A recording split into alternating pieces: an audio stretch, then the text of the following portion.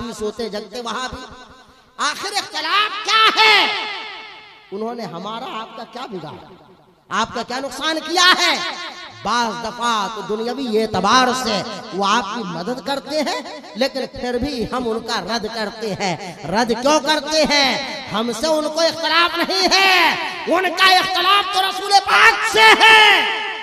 ان کے مولوی نے لکھا کہ جس کا نام محمد یا علی ہے وہ کسی چیز کا مختار ہے، وہ کسی چیز کا مختار ہے. اس جلسے میں اختیار ناظم جلسہ کو ہے.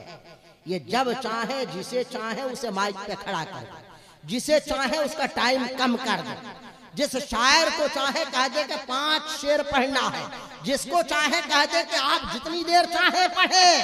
جلسے والے کو اختیار ہے کہ جسے چاہے کھانا کھلائے، جسے چاہے کھانا نہ کھلائے. آپ کو اختیار ہے جتنی دیر چاہے بیٹھے، نہ چاہے نہ بیٹھے. آپ کو اختیار ہے، ہمیں اختیار ہے، سب کو اختیار ہے.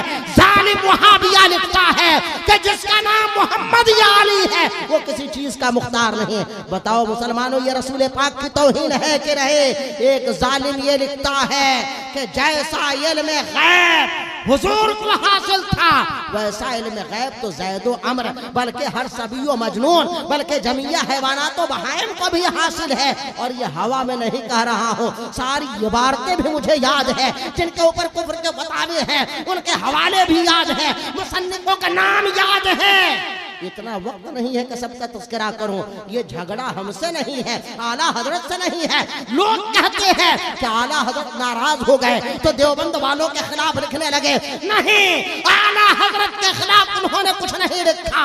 اصل تو انہوں نے رسول پاک کے خلاف لکھا. جو رسول اللہ کی توہین کرے، جو رسول پاک کو اپنے جیسا کہے، جو رسول پاک کے بارے میں یہ عقیدہ لکھے کہ مر کر کے مٹی میں مل گئے، معاذ اللہ. یاد رکھو مسلمانوں، یہ زمین رہے نہ رہے، آسمان رہے نہ رہے، ایسے وہابیہ کو سنی عالم کبھی برداشت نہیں کر سکتا ہے. اعلیٰ حضرت کہتے ہیں کل کے رضا ہے خنجرے خوخار برق بار، آدھا سے کہہ دو خیر منائے نہ شر. اگر ہمیں گالیاں دیا ہوتا،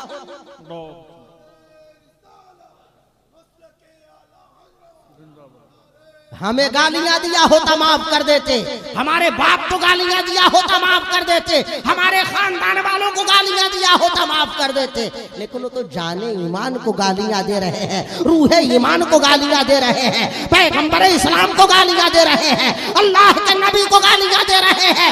اعلیٰ حضرت کہتے ہیں اللہ کی سرتاب قدم شان ہے یہ، انسان ہے انسان، وہ انسان ہے یہ. قرآن تو ایمان بتاتا ہے انہیں، ایمان یہ کہتا ہے میری جان ہے.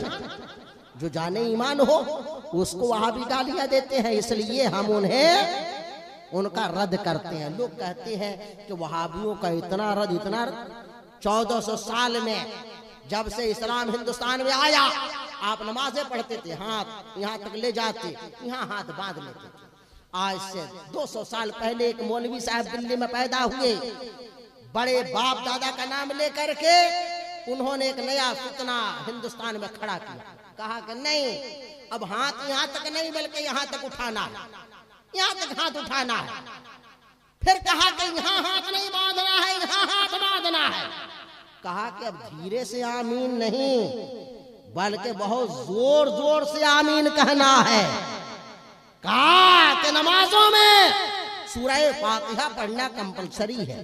میں پوچھنا چاہتا ہوں 800 سال پہلے خواجہ غریب نواز آئے تو ان کو آمین کا مسئلہ نہیں معلوم تھا کیا؟ ان کو نہیں معلوم تھا کہ نماز میں پیر کتنا پھیلانا ہے؟